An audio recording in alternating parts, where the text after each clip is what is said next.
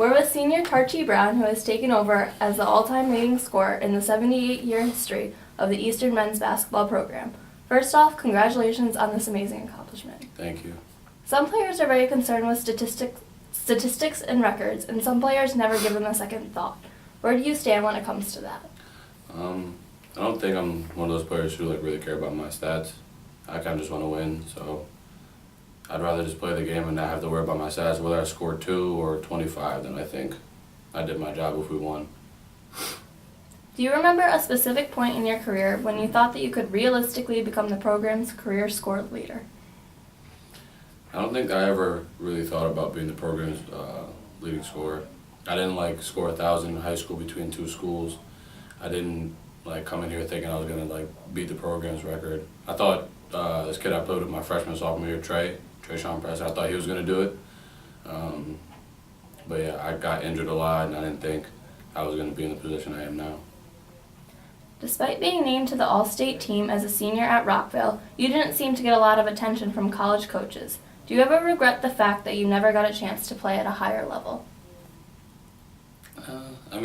Not really, I guess. I love Eastern, so I don't regret coming here, but I do kind of wish I got to play Division I or Division II.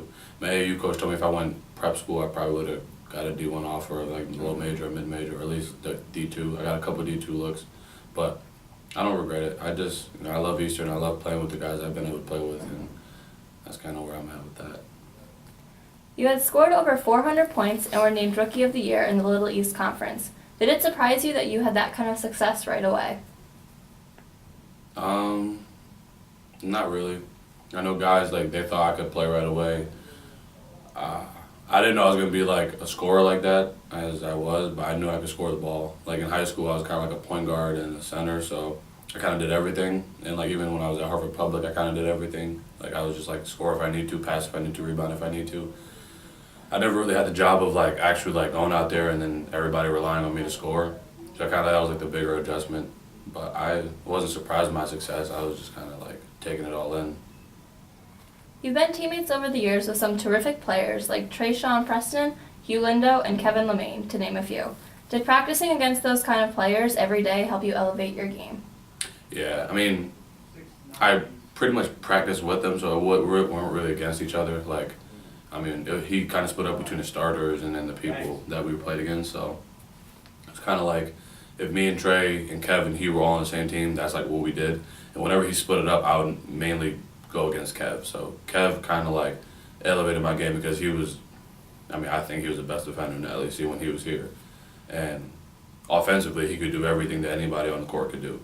I just don't think he had the confidence to do it, but he was amazing. He was really, really good. And I think playing against him actually helped me because I saw how he could be, how he could just lock up defensively and how he could score the ball, and it kind of made me pick up my game. And even seeing Trey how well he did, and he's 5'8", 5'9", so I was dang, these guys are all really good players, and it's so much different from going from high school. You have a couple kids who are primarily baseball players or primarily soccer players, and they just play basketball just because when you come to college, it's just everybody's playing basketball.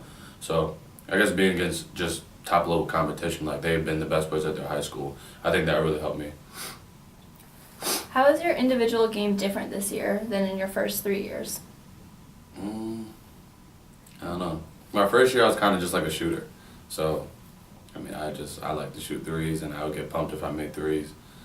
My sophomore year, I kind of started going in the post a little more. I was still kind of a shooter, but we still had a bunch of pieces like Kev and Trey and Hugh. So we still had basically our same team from my freshman year, and we were really good. So I didn't think I had to change that much, just become more efficient. My junior year, I think I changed a little more because I started playing the 4 a little a started playing in the post a lot more. There were times we go small and he would be at the 5 and I'd be at the 4. So I had to learn different positions, and I still had to become more efficient and do more since we lost Trey and Kev after my sophomore year. So I think, I had to become more of a leader. I think in the aspect this year, I think, just primarily playing the 4. I don't really go to the 3 that much anymore, so I'm not really coming off flare screens or coming off screens and looking to shoot as much. I'm really attacking the basket and trying to get other people involved. I think me passing the ball, I guess, would be the bigger part of my game that changed. I always could pass, but I think I was always in positions to score, and I think I'm just in a better position to pass the ball. As the only four-year starter on the team, did you feel that you really needed to be a leader this year? I thought I needed to be a leader every year. I've been a leader since as far as I can remember. I don't think I've ever, seen somebody and I was just like, all right, I'm going to let them lead me. I was kind of like, I want to be in that position as well. So I kind of always took it as, if I step on the court, I'm going to be vocal. I think that's just my personality. I'm vocal, I'm loud. I like to get people going. I like to be energetic. So I think that's me being a leader. I think it was just in terms of me falling to where I needed to fall into. So I came my freshman year and I was loud and energetic, but I didn't try and step on anybody's toes. I let the captains talk. I didn't become a captain until I think my junior year. So I always let the captains talk, let them do their thing, but I was always kind of that guy who brought energy, and I kind of tried to be a leader in my own way. Whether I had a captain position or not, I just tried to get guys going and bring energy and do what I did to help my team win. You've had so many memorable games in your career. The 44-point game when you missed only one shot, a free throw, as a sophomore may go down as the greatest individual performance in program history. What are your recollections of that game? I was kind of playing on conscience. I was kind of surreal. Like I didn't really know like what was going on when it was happening. I was kind of just out there playing basketball. Like I didn't have a thought in my mind, and I kind of wish I could play like that every game because it would just be a lot easier. But I remember missing the one free throw because this kid was like, he was talking junk to me, and I started talking back to him, and then I missed the free throw. That's probably what I remember the most, just 'cause I was like, damn, like I really missed that free throw, and I hadn't missed all game, so I was like, wow. And then after that, I think I made everything after that, so I just shut up and I was like, I'm gonna just keep playing the way I was playing. But yeah, I mean, the support I got after the game, it was unreal. Like I thought like I was like like a celebrity. I was like, oh my god, everybody's so happy for me. But I don't know. Yeah, just people supported me and they were just like, congratulations. I was like, thank you. We won the game. I guess that was most important. And it was actually that year that I got a suspension from the first game. So coming back and doing that, I was like, well, I'm not rusty. I'm saying I could help my team win. I think that was the bigger part. I think it was just giving me my confidence. I didn't really care about the points. Like the points is whatever. I just wanted to win, and if I had to score, like I said before, if I had to score 44 or 2 points and we win, then we win. You've had games in your career where for long stretches you have completely taken over the game. Do you feel sometimes that there is no opponent on the floor who can stop you once you get going? I feel like as a basketball player, I think every basketball player should feel like you are a mismatch, or you can, what I'm saying, there's nobody on the floor that can stop you. I think that's kind of the mentality that you have to have as a basketball player. I feel like that'll give you your confidence. When I'm on the court, I don't think that I'm not gonna say I don't think there's anybody that can stop me. I haven't come across a player that can actually stop me. There's been a lot of players that can make it very difficult for me though. I don't think nobody can necessarily stop you from doing what you want to do. They can only make it difficult. That's kind of the way I believe. I don't think I can go out there and stop somebody from doing what they want to do. I think I can just make it hard for them. I think that's why Kev was so good at defense, is that he made it really hard for people to shoot the ball or do what they wanted to do, so they had to go to option B and option C. And I think players that make me go to option B and option C, they make it very difficult for me to play the game.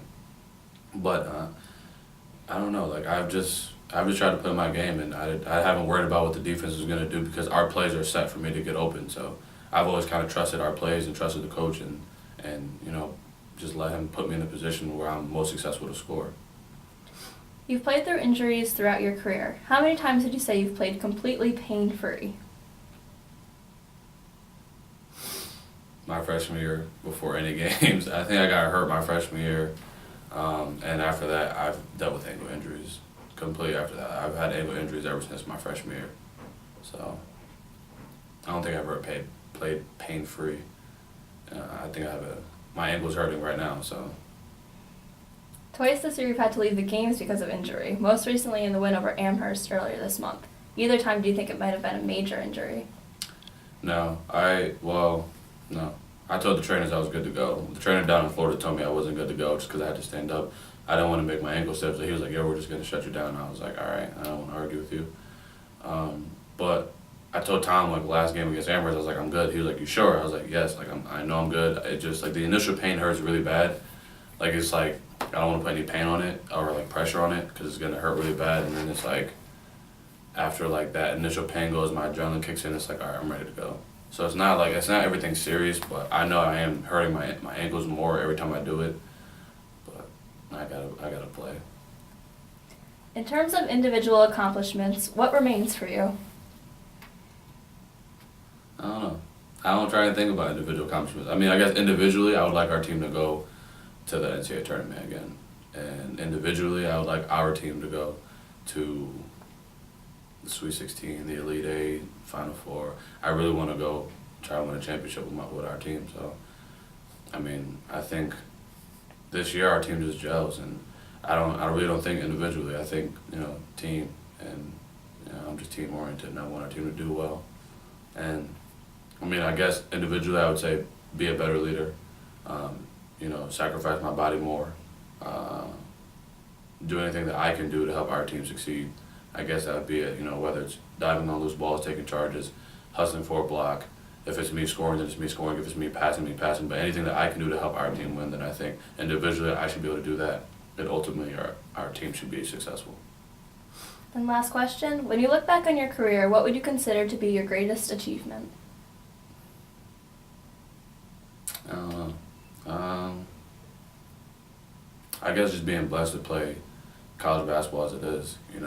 Not everybody gets a chance to play college basketball and live out their hoop dreams for 4 more years. And I think graduating from high school, not knowing what I was doing, coming to Eastern and them accepting a poor kid and immature kid and really taking me in and allowing me to grow and develop relationships with coaching and allow me to develop relationships with other teammates.